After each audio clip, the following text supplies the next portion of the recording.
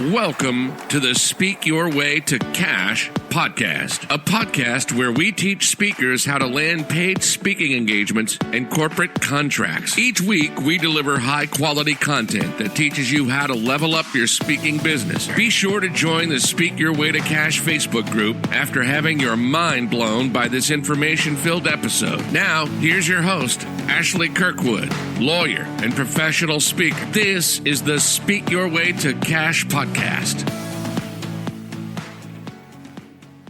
Hello. Welcome. I'm super excited about the topic we're going to be talking about today. And in fact, this may be one of those podcast episodes that goes on the Ashley Nicole show and Speak Your Way to Cash because there are far-reaching implications. So I'm super stoked to get into this conversation and this discussion. Let me just pull up what I need to pull up and give you guys some time to get on in the room. All right. Okay, good. So we're here. We're live. Thank you all so much for joining us. So I have a special guest with me today on the Ashley Nicole show. I am so excited to welcome for the first time on either of my shows, either of my podcasts, my husband, Christopher Kirkwood. Good morning. Good morning. Is it still morning?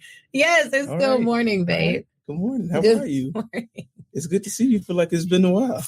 Oh my goodness. Y'all have to excuse me because he still makes me blush. So I have to try to maintain my focus and make this very impactful. So here's what we're talking about today. And just drop a hello in the comments if you're joining us, if you can see us, you can hear us.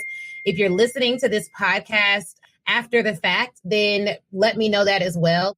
So we're going to be talking today about support, how to win your family support. And this is something that comes up all the time. And you all are going to hear some stuff you've never heard before about my journey and how it really was behind the scenes for me getting my husband's support and also building a business. But first, I want him to introduce himself. So again, Chris, welcome to the Ashley Nicole show. Tell everyone who you are, how we know each other, all that good stuff.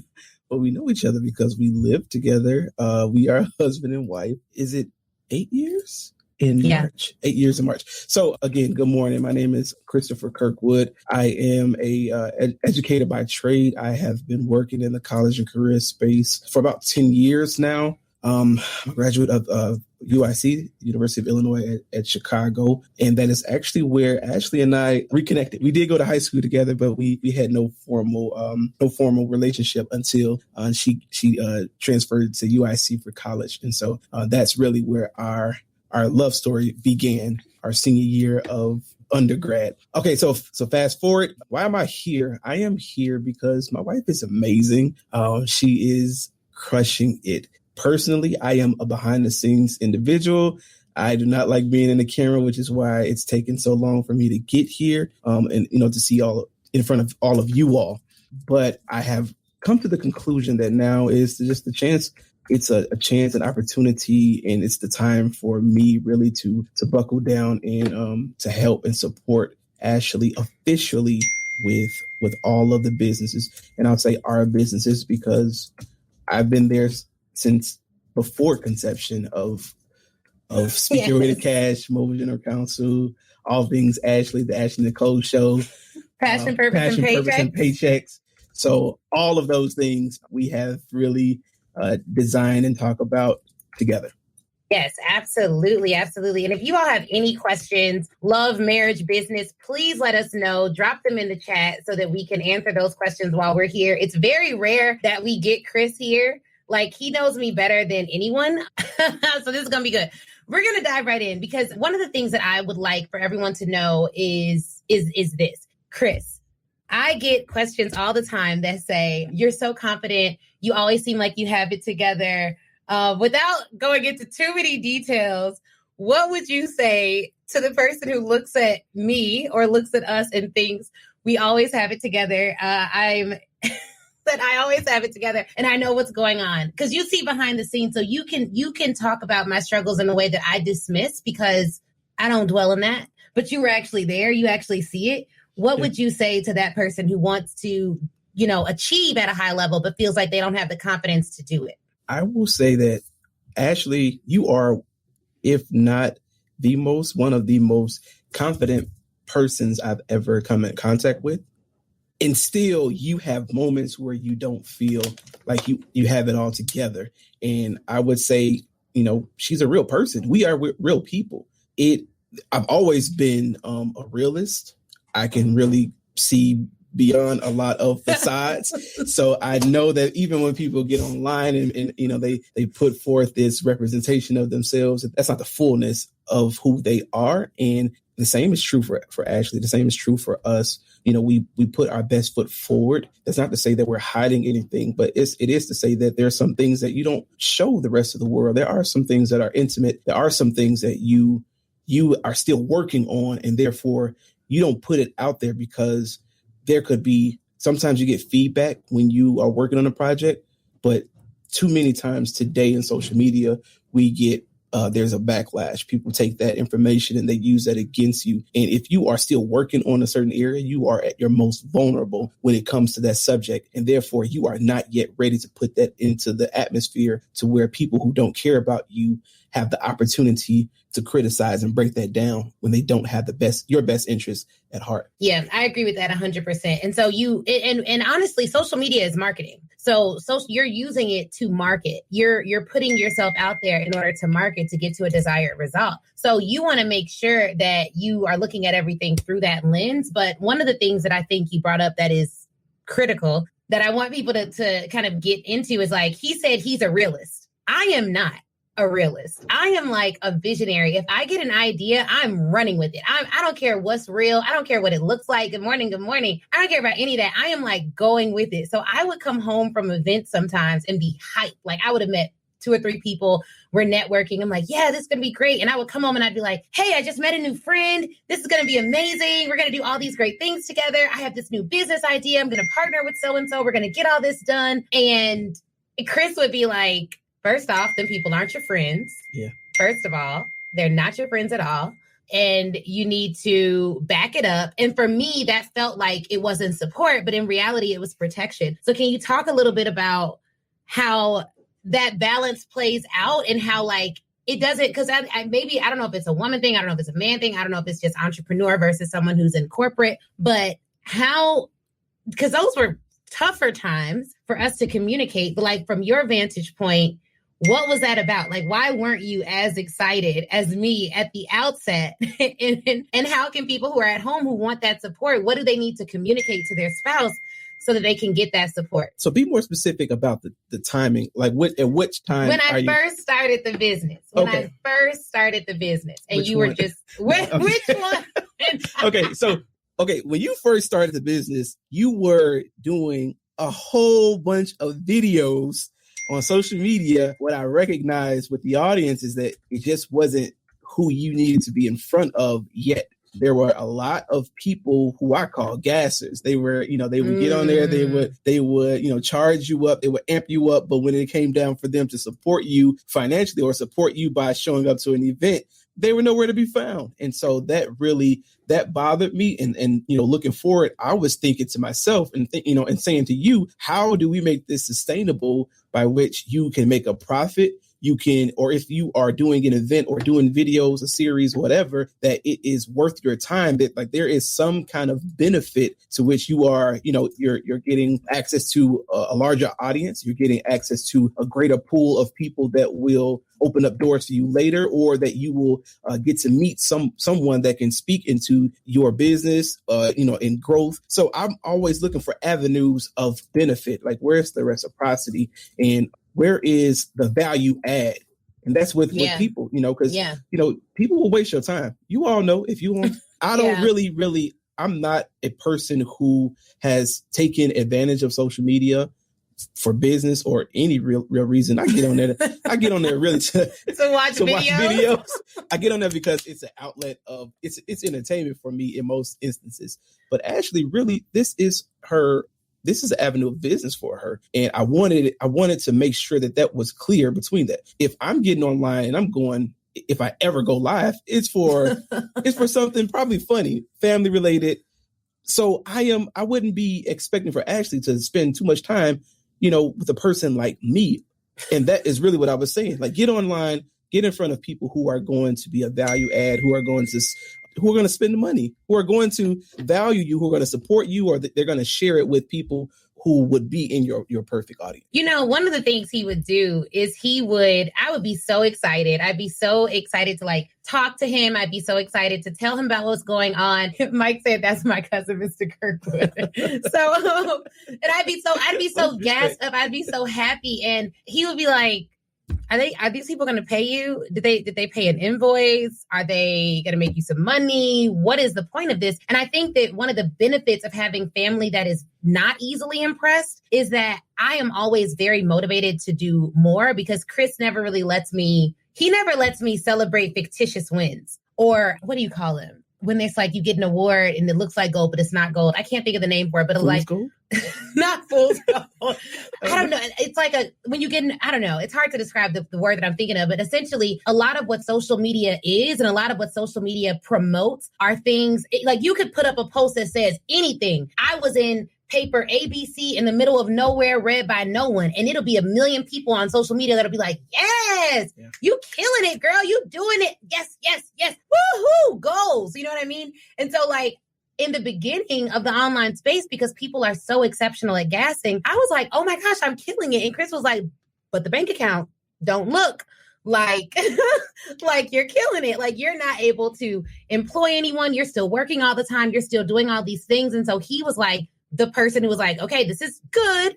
I'm glad you're happy, but we need tangible results that will help to feed our family. And that is what he was looking at this like, because, you know, as most of you on here know, but I left a $300,000 salary to come and start my own business. And so when I did that, imagine how that affects the household. I literally had to be like I had to get his buy-in and his support. And I want to ask you about that.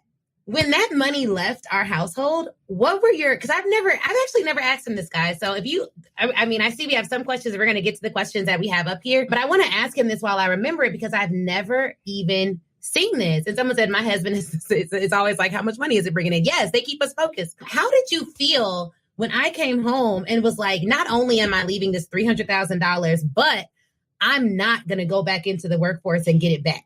That answer to that question, it's not straightforward in the way you would think it, because we were in such a unique position in our lives. So essentially, it would need more context than I could give it right now. I do know this. I was looking forward to there being a big shift in some ways that we moved, that we lived. I knew that there was going to be difference. I did, come to appreciate. I got used to some of the perks that you received from Big Law. Yeah. Right. The lifestyle was cool. However, I was at no moment was I worried, because I know Ashley and I know us. We lived in my college apartment, dorm apartment. When we first got married, I ditched one of my 400 level classes for us to go get married. Yeah. Like I left school, went to the church, we got married, and we went back to my dorm. Like that was, you know what I mean? So that was like the first, 6 months we lived in until we graduated. And even after we graduated, I sold our college books after we graduated for the last bit of money we needed to put the deposit on our first apartment. So I knew that we were scrappy and that we could make it through. It wasn't the money that I was concerned about. What I was concerned about and conflicted with was her progress, her path, and her plan to move forward.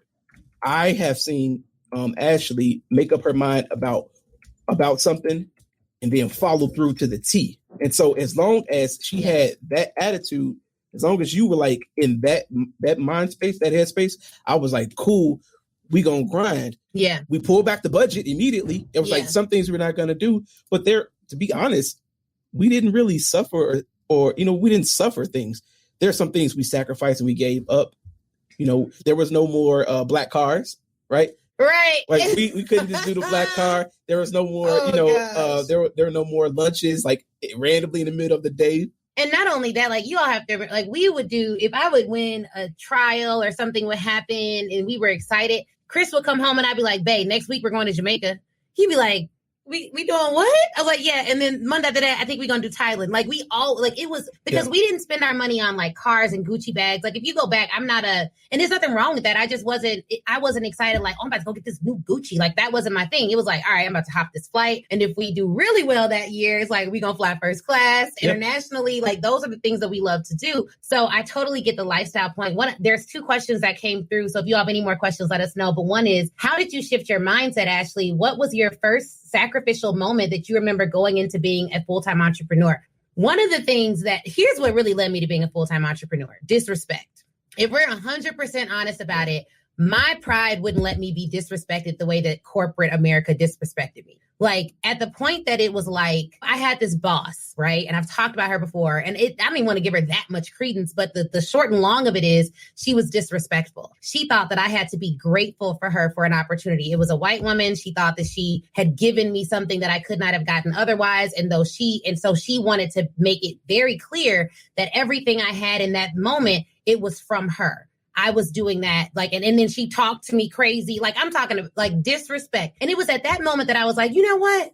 Never again. I will always control my destiny. I will always hold the power. And I am not going to allow any person, particularly as a Black woman in this world, I was not going to work this hard to allow, and I'm going to just be real with you all, a woman who looked like people that used to oppress my people talk to me and act like my parents, my generation, my family's legacy, their hard work wasn't what got me here. It was her. I wanted to make it. I just wasn't going to tolerate that high level of disrespect. And I got so angry about it that I made this decision in my mind that was like, if these people, this predominantly white law firm that 20 or like 50 years ago, I could not have worked at, right? If this law firm is going to pay me $300,000, then that means I have to be worth millions upon millions, because they never give Black people stuff for free. Like, look at history. When has it ever been like, you know what? We're going to give this to y'all. You all have done enough. You all helped build this country. Never. And so it was the disrespect, and not only the disrespect from me, but then I started to look up at all the Black women lawyers and Black men lawyers that I respected. And I was like, okay, well, babe, he's a partner. He's this, she's that. And then I talked to them and they had no power. They couldn't make decisions. They couldn't decide we're going to hire 50 Black lawyers and get it done. They couldn't decide we're going to make sure that Black people get promoted and get it done. They couldn't even speak up when Black people were being disrespected because they were so scared of losing that little money that somebody gave them. That was so weak to me. If I'm going to just be real, It was disrespect that made me an entrepreneur, because I started thinking about it. I was like, why would God give me this voice when I can't use it? And what made me even more mad was, as a Black woman, I was still allowing white people to tell me how I could use my voice, because I was so scared that if I used my voice in the right way, they would take my check and my family couldn't eat. Absolutely the heck not. So that's more of a context and background, right? So you add that, and then she comes home and says like I'm leaving Big Law.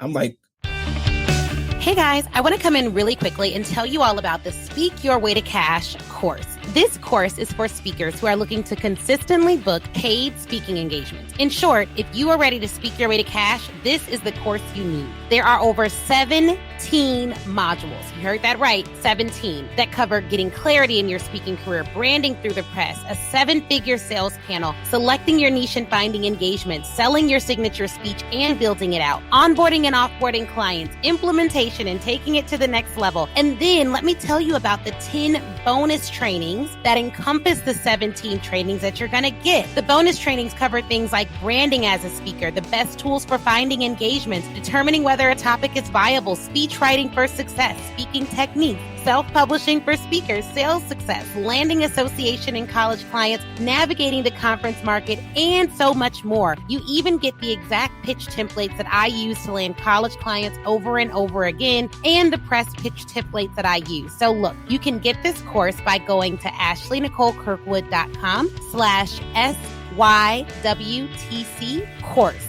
ashleynicolekirkwood.com/SYWTC course. Or just enter Ashley Kirkwood Speak Your Way to Cash course in Google and it should come right up. Thanks guys for listening. Let's get back to this interview. Well, and I asked a few questions. I said, remember when we first got married and we were talking about law school, and you said that, working in Big Law, becoming a partner was your dream. Is that still the case? And because I was under the impression that she had already made it to the career space that she wanted to be in, and she was just going to, go straight to the top. Yep. And she told me that it wasn't. And then she began to lay out what she wanted to do. And I was like, cool, because we already have a platform with that. Yeah. By this time, we were already recording the Ashley and Nicole show every Saturday morning at the crack of dawn. Oh yeah. Okay. So wait, I need to write that down because we got to go back to that because Chris definitely has something to say for that. But another point that what Chris is saying. So yeah, we were recording the Ashley Nicole show. I got to tell you about that. This is not the first time we're doing this. But one of the questions that came up that I think is relevant now, before I forget, is they was like, what's your philosophy on giving back as a family and building and rebuilding your community? So one of the things we started while I was in Big Law and while Chris was at another company, not the company he's at now, was this company. It was a nonprofit called the Kirkwood Foundation, where we were teaching Black students on the west side of Chicago about Black professionals in high-paying careers that made six figures or more within 3 years of graduation. So our philosophy has always been we have and then we give, but we give from what we have. My husband has a background of service. His family's a pastor. My dad's a pastor. And what we saw growing up was so many church people that gave from lack versus giving from abundance. And so it's our philosophy as a family that yes, we're going to give. Yes, we're going to give back, but we're going to ensure that our foundation is solid so that we're giving from abundance so that we don't have to start and stop. And so the Kirkwood Foundation was self-funded for the most part. We maybe raised a couple $1,000s a year, but it was predominantly self-funded. And we took them to Google and CurlMix and all these other big companies that they were able to see Black excellence at these organizations and at these companies. And we taught them how to ask for money and ask hard money conversations. Yeah. So the Kirkwood Foundation was beautiful. We did it for 3 years. When our class graduated and went off to college, our last class, we stopped the foundation. So that was last year, I believe. And we were able to give each of them, I think, $1,500 scholarships so that they could do what they need to do in college. But we should be able to do more. And we're planning now the next phase of our giving will be based on revenue markers for our law firm. So for the law firm. So for Mobile General Counsel, that's the firm that I own. Once that reach certain revenue markers, we have planned to ensure that we're donating that money back into, and I can't say, because I'm from Flossmoor, so it's not going to go to Flossmoor. I live in my actual hometown community is a very nice community. I'm not going to be donating money to them. But to propelling Black excellence and also some global initiatives that we have, but it's based on abundance. Yeah. It's not going to be we give while we're trying to no, we're not. So, I don't believe in that. What we made sure is we were in a position to give. If it was going to come from us personally, we weren't going to hurt from it, right? We didn't give anything that we didn't have the space to give. And, and eventually, I think after after the first year, we actually raised funds, grant funding from a few different sources. We really, really poured into those students everything that we knew. Yeah. Not only did we take them out to different places, but we brought in doctors, Black doctors. We brought in other Black lawyers. Yep. We brought in other public speakers, teachers.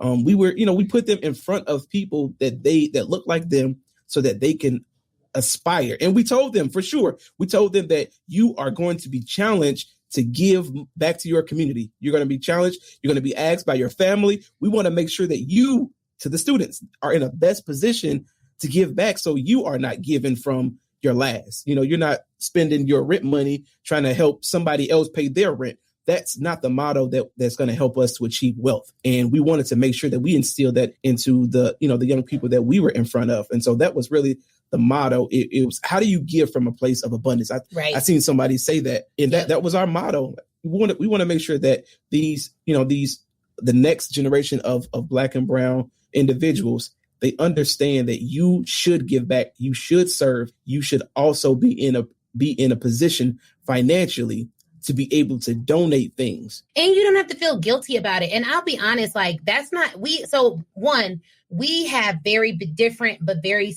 parallel backgrounds. So we went to the same high school, went to the same junior high, went to the same grammar school, although we did not know each other at all those phases, as he likes to always point out. But both our parents are pastors, and it's almost like we had parallel backgrounds, but very different different sides of the same coin. Different sides of the same coin. So that's something to consider. But one of the things that was helpful with us, with our backgrounds, is that although I grew up in a family where money was like, my parents did well. Like whatever we wanted, we could have. We traveled as kids. We flew all around, like driving in nice cars, like nice restaurants. I grew up like that. And when I would approach situations, it was never from a mindset of like lack or I couldn't have it. My dad taught me very young. First off, my mom taught me that I'm the prize. So they were big on like, look, you the prize. You date somebody, this ain't charity. If he don't got X, Y, and Z, it's cool for you to move on and leave. And my dad taught me if someone gives you a no, they're just not the right person to give you a yes. So I went into all rooms with that, like, I'm about to dominate type personality. And my husband was like, well,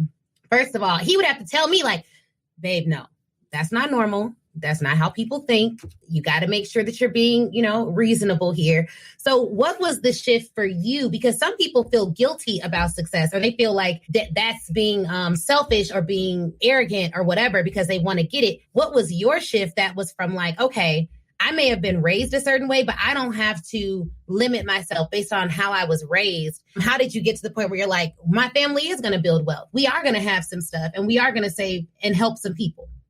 I believe that is still an ongoing process. However, I am way closer to the side that says my family is building wealth.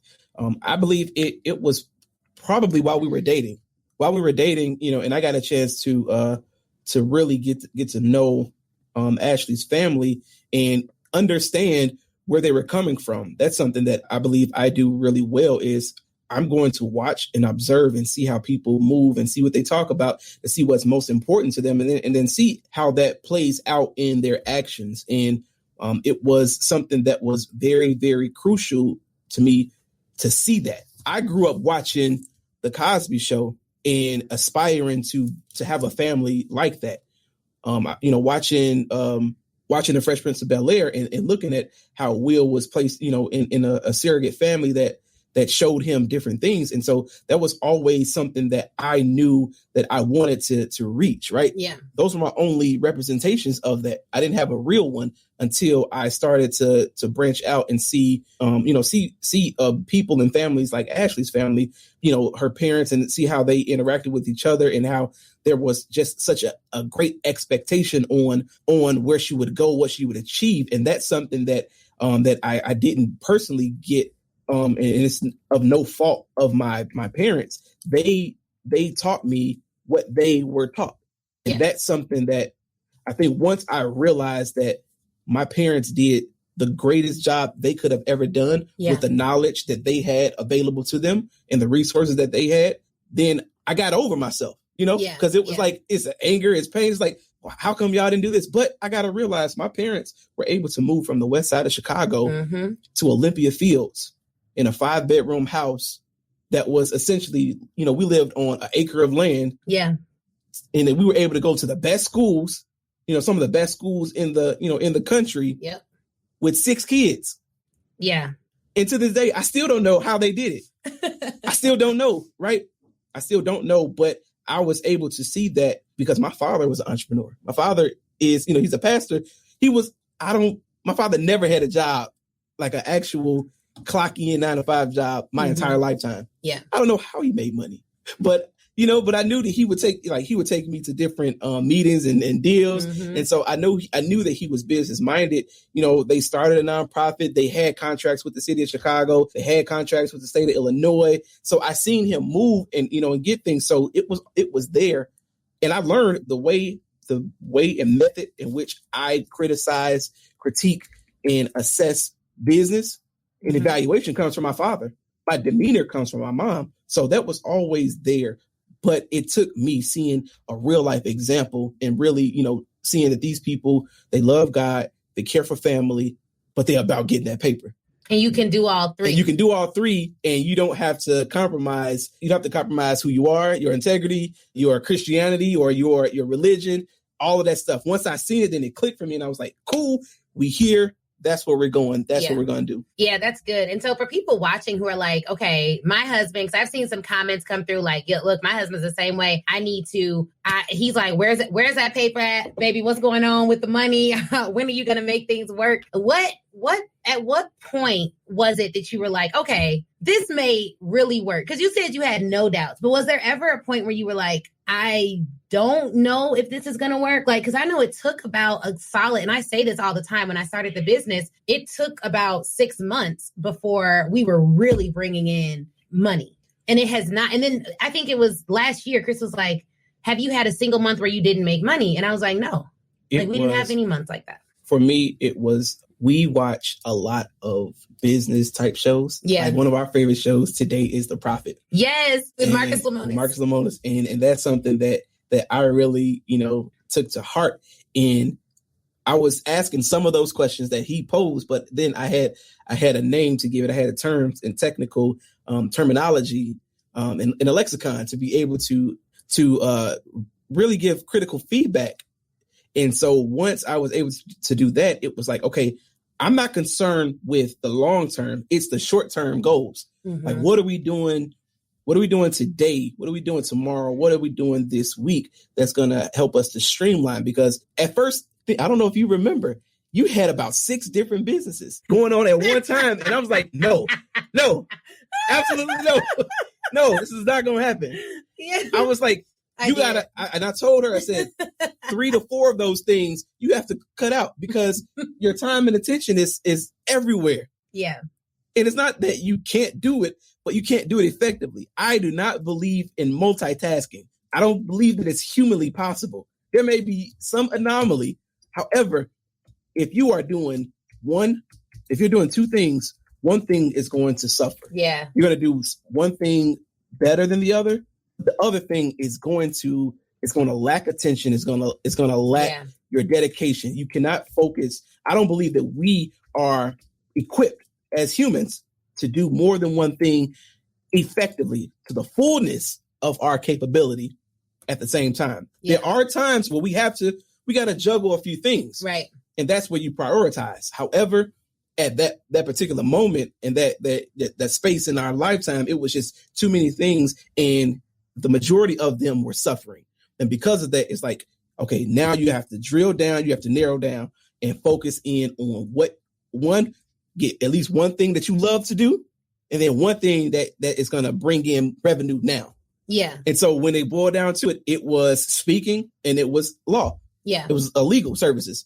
So it was at that moment, and she really had, because she was doing the show, the Ashley Nicole show. Yeah, and then it was called Passion, Purpose, and Paycheck. Yep. So before I even started, this is a great question. Before I became a full-time entrepreneur, because some of you are still in corporate, what I did was I did this YouTube show. It is still up. So if you Google the Ashley Nicole show, all the old videos, you got to scroll back a couple years. They're all still there. I interviewed entrepreneurs who were making money, full-time entrepreneurs, and talked to them about how they made their first, $5,000, where they got their funding from, how they started the business, how they bootstrapped. And I was doing this. I was going to work all day, but I would wake up at 5 a.m. on Saturday morning, and I hired a videographer, a producer, a makeup artist, and I was doing this show and recording it. So Chris would be asleep and he loves to sleep, y'all. Saturdays, Chris would be asleep. 5 a.m., people are in there, makeup artists, and we in there cackling. Yogi, my makeup artist, oh my gosh. Having a great time. And we would be having a great time. And then we eventually got a studio and we really professionally produced it. So you all can go back and check out some of those videos. But I think that it was at that moment that gave Chris kind of a lens into, and it gave me a foundation upon which to do some market research into how are entrepreneurs who are making money doing it. Because I started my show when I would watch these shows and I'd be like, man, and if you all listen to the Speak Your Way to Cash podcast, you know that I ask the questions that people want to know. Like, so how are you making money? What were you charging? How did you get your first client? And it was those probing questions that gave me insight into thinking. For a whole year, I did this. It was like, okay, I've talked to 50 people who own businesses. I am similar to a lot of them. They told me how they made their first amount of money. They told me the struggles they had. So that way I'm not going in blind. So even though I didn't have a solid plan of when I was going to leave, I at least had a foundation upon which I could base decisions from just talking to other business owners. So for those of you out there that want to be exposed to people on a higher level, you're going to have to sometimes create platforms so that they are interested in speaking to you about what you want to know, because people are busy, but most people like platforms. So they will do that. So I want to answer this get your opinion on this question. So let's read it first for the people on Instagram who can't see it. How did you know which idea was going to work and be profitable? So that's the question he's going to answer. So, Tasia, that's a great question. What I've seen is that people paid to see Ashley speak, to hear her speak. I knew that was going to be something that would be profitable in the long term once we found the correct process. However, in the short term, Ashley had already made a ton of money in her legal career. So I knew that was going to be the avenue because she was already well equipped to do it. She knew what she was doing and she could, get clients right away. So that was really it. I knew that it was going to be something that there was already a need for it. It's scalable. And she had all of the tools by which to carry out that legal services. So that was the thing that was like, okay, this could bring in money right away. So that was the idea that we knew would be profitable. Long term, it was the speaking. I knew that speaking, her getting in front of an audience would be the thing that would potentially be really the big ticket item, so to speak. It would be the business that would really, really grow to be a huge, revenue generating business. Yeah, and it's so interesting because Chris saw the potential for all of this when I didn't. There were literally moments, guys, when I was going to stop doing the firm. I was like, I'm not about to do this. Absolutely not. And I told I was in the car one day crying, and I was just like, I'm not doing this no more. I'm not about to be doing all this, taking all these calls with all these people. They talking about they don't got no budget. I'm not dealing with this. Like, I was over it. I was so frustrated. And it was in that moment that Chris was the one who was like, first off, you are going to keep doing that firm. Number one, you are going to keep doing that firm. And number two, you're going to grow this speaking practice because you're going to end up coaching people. And that is going to be your multi-million-dollar business. Because guess what? The more people hear you speak, the more people want you to speak. And that's what you go do. And I was like, no, it's not scalable. And people aren't going to pay me to coach them. And they're not going to pay me to do this. They're not going to pay me. And he was like, they are going to pay you. And I think you need someone who can see, like, you need a third party view, because it's very easy for us to discount our greatness because it comes so naturally to us. And Chris is the one, he's in the cut like, nah, I'm looking at how in a snowstorm, you filled up a pretty big stadium. You had 200 people come out in a huge snowstorm to hear you speak. And it was off nothing but the fact that you were going to be there speaking. Like, they had no clue what they were going to come and see. Nothing. And in my head, and I told Ashley, when she was, frustrated, I was like, go talk to whoever you need to talk to, but you're not quitting this firm. Like, you're not, because I can only attribute it to the Holy Spirit. It was divine intervention, but I could see clear as day that there was a marrying of speaking and legal services. Yeah. It was just as clear as I can see this screen. It was just, no, it's going to blend. Just let it work. Like, trust the process. Like, it will work. And lo and behold, your speaking clients become your legal clients. Mm-hmm. And it's done with efficacy, with efficiency, and it's done with, it's done ethically. Yeah. So that's been a real game changer for me. Yeah. And I couldn't really see it, but he could. And that's the beauty and the blessing of having somebody on your team.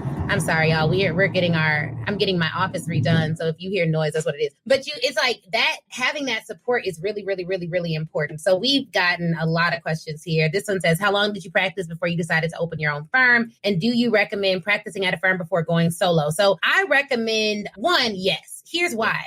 I practiced at the firm, I think it was 2 or 3 years. And then in law school, I did 3 firms as well. So I worked at a total of 4 law firms over the course of probably 4 or 5 years, if you include law school as well. Sure. Yeah. Right. And so full-time 2 or 3 years. And the reason I recommend it is because, and this is just from my vantage point, if you can't do it, if you got to go full out and do your own firm right away, then you got to do that right away.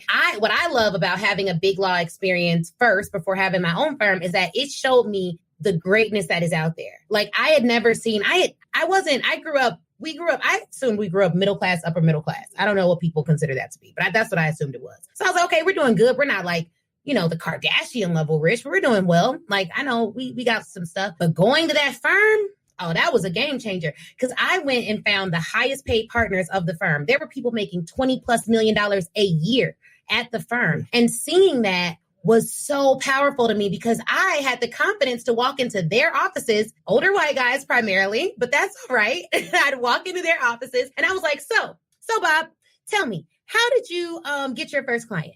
And who gave it to you? And how did you develop that relationship? And when did you bring in business? And when did you do your first trial? And how many trials did you do? All right, Bob, well, I want to do the same thing. I plan on bringing in a ton of business to this firm. And they were so impressed with the fact that I would even talk to them that they started putting me on game. And guess who was it? Let me tell you, this is why the whole race, there's all these racial injustices in America. If you can get past seeing people for their color and figure out what they know and get to the knowledge that they know, you're going to do better in life just anyways, right? But it was a mentor of mine who was a white guy. He had done well in corporate. He sat me down one day and he was like, you know what, Ashley, let me tell you something. You're a leader and I could give you a job at my firm. We'd be glad to have you. We'd be honored to have you. But the fact of the matter is our firm, the way firms are set up, we are not looking for leaders. We are looking for soldiers. When you're an associate, we are looking for soldiers. We are looking for people who are going to follow the directions, who are going to do what they need to do, who are going to listen, who are going to do it the way we want them to do it. Because at the point that you're an associate, you're not in charge. He was like, but you're a leader. You could be in charge. You could get business. You could do all of that. And so you want to make it very, very, very clear that you can, or you want to make sure that you're listening to people who have vision for your life, because it's going to be those individuals that help you to get to the next level. So I do recommend going to a firm because it gives you mentorship. I think it gave me confidence and it allowed me to see at the highest level how the game is played so that I can now bring that back to my clients, sell it to the clients that we're going to get in the future, and package it in a way that is industry standard and top of the line. So if you can work, don't just work somewhere, right? But if you could work somewhere that exemplifies greatness, that will teach you a skill set, then absolutely you should do that. What she said. Then absolutely you should do that. So someone said, I found your site on YouTube in the earlier days and you've evolved so far. Your content has always been phenomenal, but the audio video made a great difference. In a short amount of time, your business has grown and I wish I committed with your team 2 years ago. It ain't too late. It's not too late. But yeah, I appreciate you being a part of the journey and kind of seeing that the evolution and seeing those videos. That really means a lot to me. So I really do appreciate that. It's been a journey. It's definitely been a journey. So I definitely want to make sure that you all keep going and realize that. And Chris, what would you say to people who are like, how do I get that support? How do I get that support if I am married? And then if I'm not married, how do I choose the right person to be attached to my legacy so that I'm not making the wrong decision on the dating end? So I want your opinions on both of those. One, you get support from your family by including them in what you are doing. And I know that may, on a base level, you may say, hey, mom, dad, husband, wife, sister, brother, whomever, I am planning on doing such and such. Well, they may say right away, they may give their honest, opinion. And they may say, hey, I don't think you should do that. However, the way that I was able to give support to Ashley is when she sat me down and explained certain technical things to me about whatever it is that she was doing.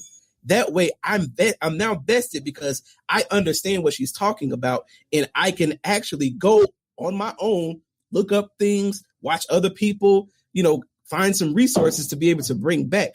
But it was only after she really explained to me what it is that she's planning on doing, and then we could talk together on how she's going to do it. But I'll tell you, we really had a difficult time when Ashley went to law school. When she first started law school, and then she got, a level of comfortability with legal terms in her classes, and she was meeting friends and different people, we started to go in our different ways, because when we got together, I didn't understand what she was talking about. So it became really, really difficult for us to communicate because she was fully vested in law school, but I didn't have an understanding. I didn't know. She was speaking a whole different language. And it was a few times we bumped heads, and then we actually sat down and I was like, look, you have to explain these things to me. The only way that we can communicate is if we are the same wavelength, if we are speaking the same language. You have to get your family to speak the same language that you are. If they don't, cool, then you can only give them the surface level wins, the surface level, you can't make people support you.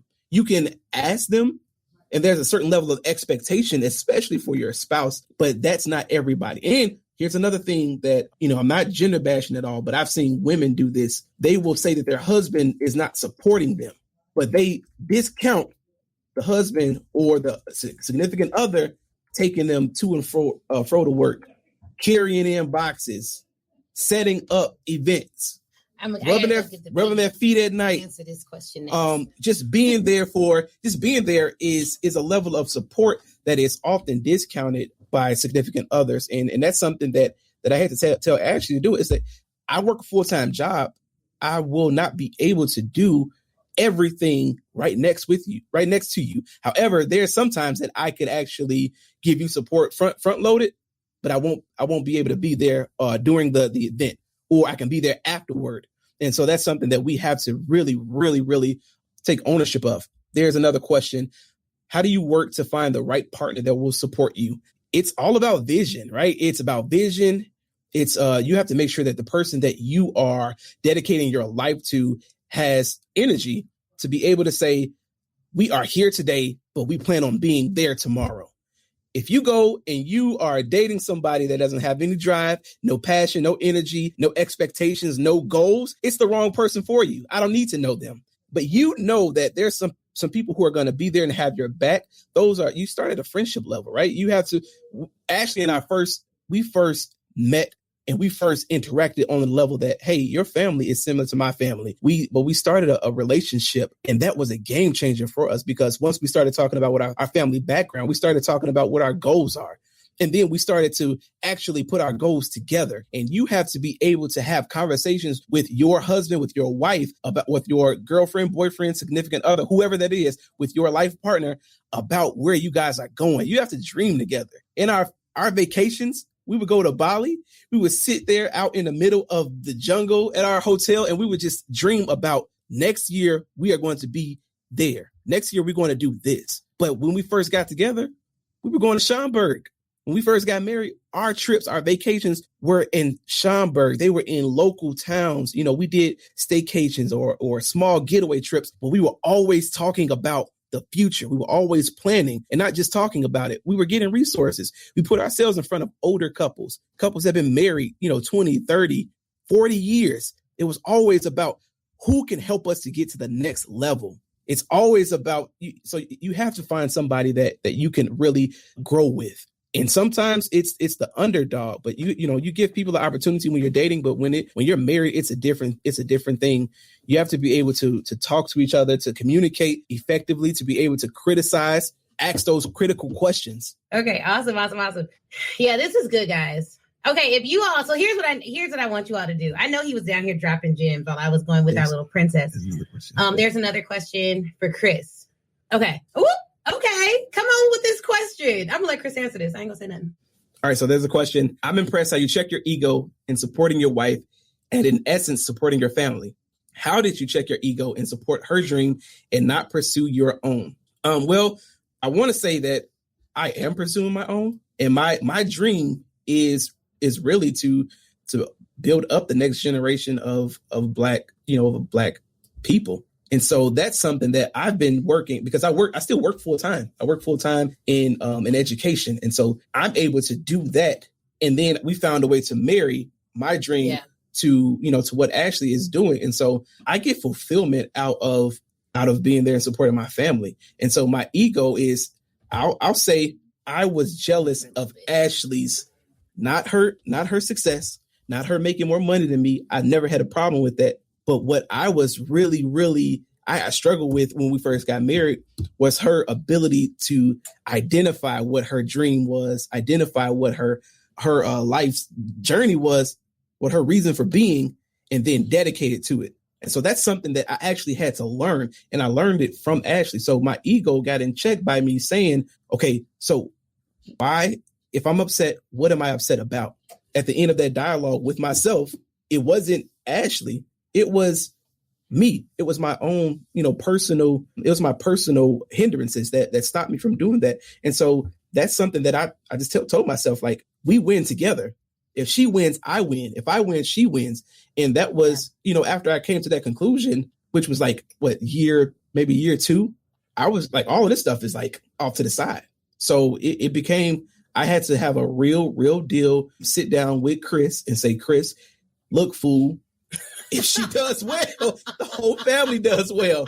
So it's more beneficial for you to build and support. And so, because my aspirations are about about traveling the world. And I really, really I like finance. I really like the stock market. Those are something that I'm able to, I'm able to do that and support Ashley with whatever she needs. So can I just say, one, I love that he started off. And first off, thank you so much for asking that question, because I feel like that's a question that a lot of people have, but would never even have the confidence or vulnerability to ask. And I appreciate you for just sharing your heart with everyone about that question, because I'm sure that a lot of people are wondering that. But as we're building this business for now, Chris is securing our legacy through what he does in the stock market. We don't talk about it a lot, but Chris has 150% returns this year, if not more. Yeah. If not 200% returns. When it was being managed by a large company, the returns were like 3%. My husband's over here getting 100 and over 100% returns, securing our legacy, securing our retirement, investing that money, doing options trading, and then studying it, reading books on it, listening to podcasts on it. So the stuff you can't see is securing the future and the foundation, and the stuff that you do see is securing us right now. And I think that is why you need a real deal team member, like someone who's like interested in your success. Look at her, Christelle's. Yeah, and I am 100% okay with other people not being okay with our situation. It don't press me. It don't bother me. You do what you need to do at your household. And I just want to say to all of the men out there that once you pick your wife, you are blessed. And you have to treat her with the kindness and respect that she deserves. I realized that my wife is a beast when it comes to corporate, when it comes to, public engagement, when it comes to legal. Like, those are things that she is gifted with, right? She has those talents, and I would do well. It's biblical, right? It's within my best interest, our best interest, for me to uplift her in those things. And she does an excellent job at doing that for me. Right. And so I just want to say, like, you're not less of a man if your wife makes more money than you, but you are less of a man if you make her feel a certain kind of way because she does. Ooh, y'all, we weren't even going to go. That wasn't even on the agenda. I mean, today. Like, you have to know that you are doing what you need to do to make sure that your family is secure, is safe, that your family is taken care of. And there were some things that I was able to give, for our family. When we bought our house, when we first bought our house, it was money from our IRA, from my IRA that helped us to get that. And I only share that to say that there are things that you can do to help secure movement forward for your family. And you have to be okay with that and never let any other man, because it was a man, a black man, older black man, that asked me, "Hey, aren't you intimidated that your wife makes more money? She's so successful." And I looked at him up and down like he was a fool, because that was a foolish thing to say. I smiled and I moved and kept it moving, because there are some things that people will say to you that don't warrant a response. You don't have to argue with fools. And to the ladies out there, it's about making sure that your husband feels secure. Yeah. And sometimes it is a brush of the ego. Sometimes it is. What's wrong with that? If it's not, you don't got to be over the top. And you have to have expectations for each other. Yeah. You all together have to decide what the areas of strength and weaknesses are for each other. Yeah. And then you figure out, how do you balance that out so you have the best possible outcome for your family? Yeah, this is such, like, honestly, these are the types of conversations that people aren't having publicly because of ego. And I would just say, to all the women out there, we have to be careful to protect what's ours. Because I see a lot of conversation that sometimes, like, if a man ain't making X, Y, and Z, I ain't never going blah, blah, blah, blah. When we got married, neither of us had made anything. Like, if we're being real, we both came with nothing. And when I left my job, in that 6 months we weren't making money, Chris was providing 100%. And so you have to be very, very, very careful about the things that you give homage to, and the things that, like, for me, when I was looking for a husband, I wasn't even looking for a husband when I got married. We got married so young. When I decided I was going to marry Chris, it was all about, what is his character like? What is his character like? Like, that was the number. What is his character like? Does he love God? Will he check me? will he check me? Like, that's the other up there with character was like, will he check me? Will he tell me when I'm wrong? Will he ensure that I actually get into heaven? You know what I mean? Like, those were really, really, really big things. And we saw a question earlier that was like, it was a question for me. How do you maintain your confidence? Let me see if I can find it.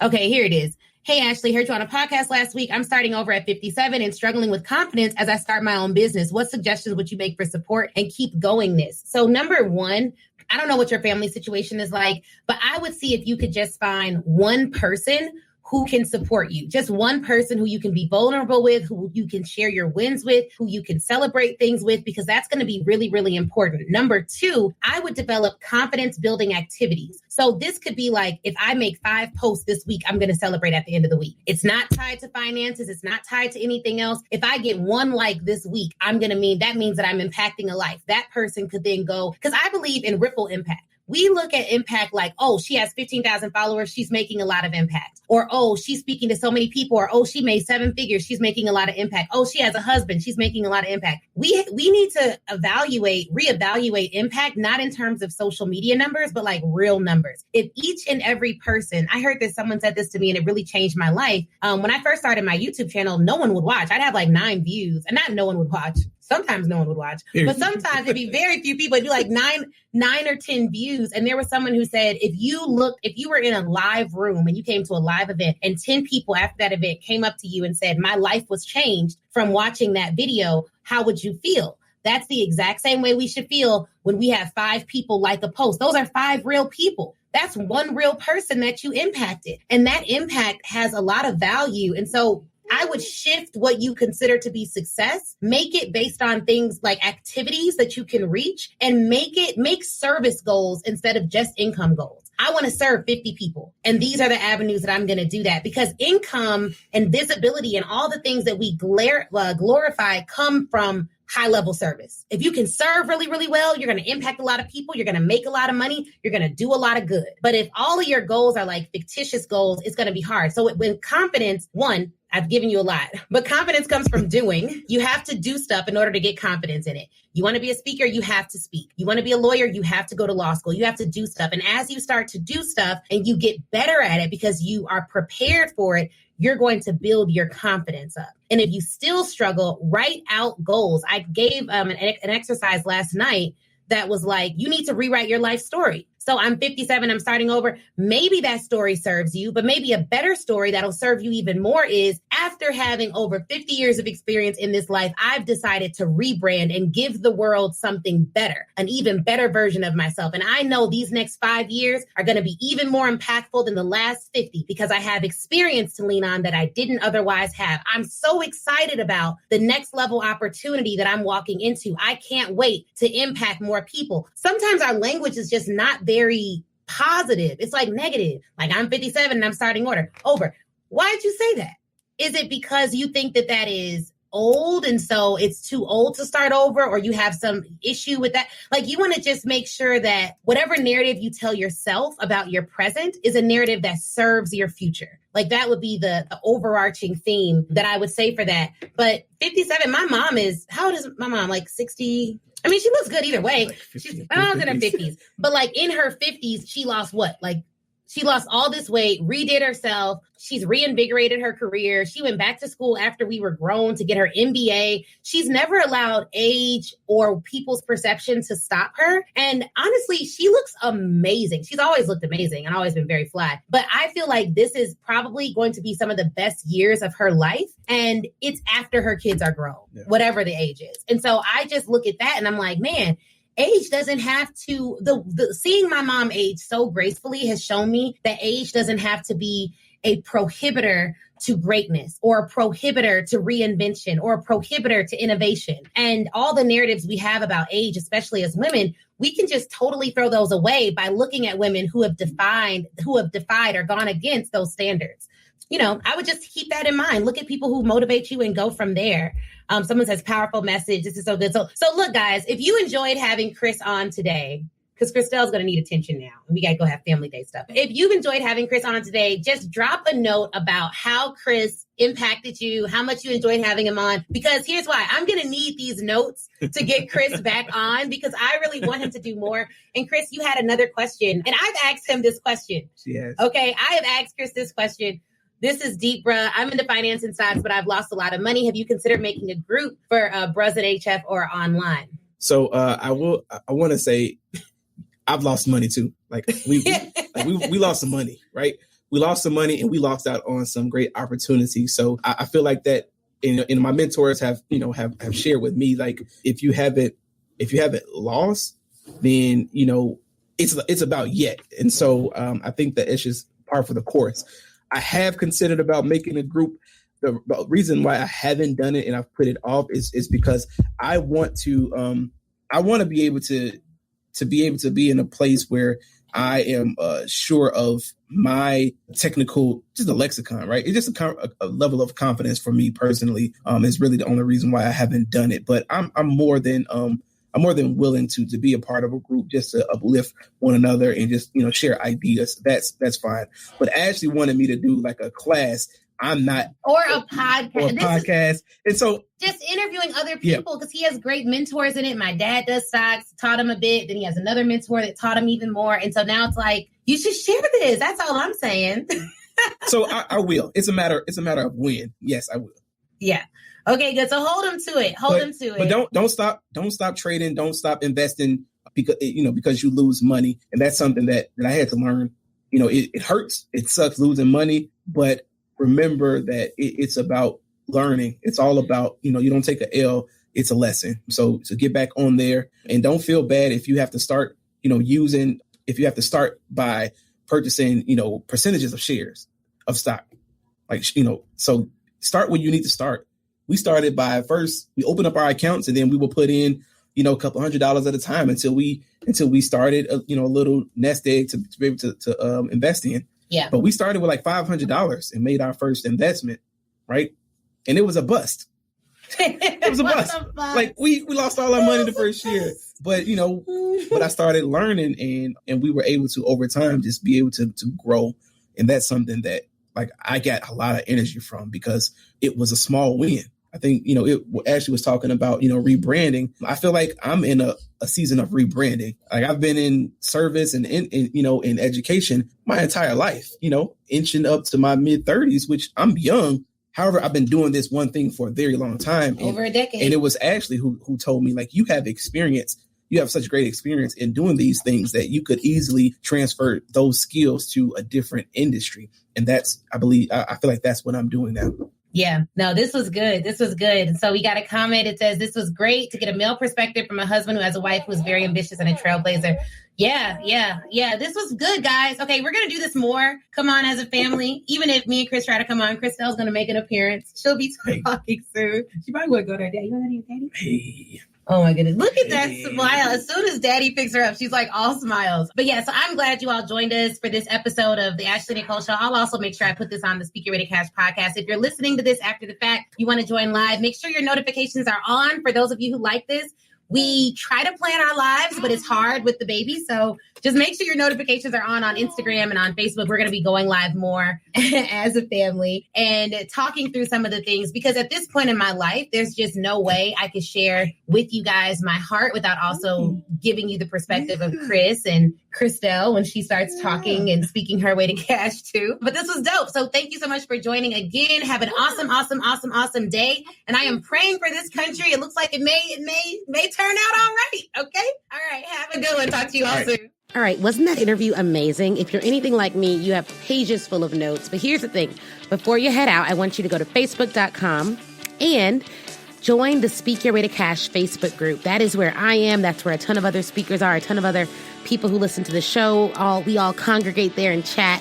And it's 100% free. Now, if you're ready to take your speaking career to the next level, I have two ways for you to do that. One, you can go to ashleynicolekirkwood.com/SYWTC live replay and pick up the live replay.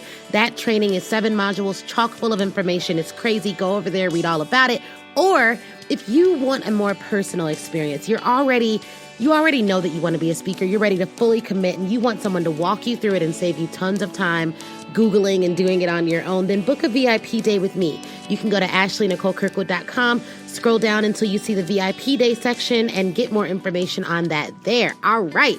Thank you guys again for watching. Please do not forget to leave us a review. That is how we keep this train rolling and get some of the best speakers in the world to get on this show. So please, please, please leave a review.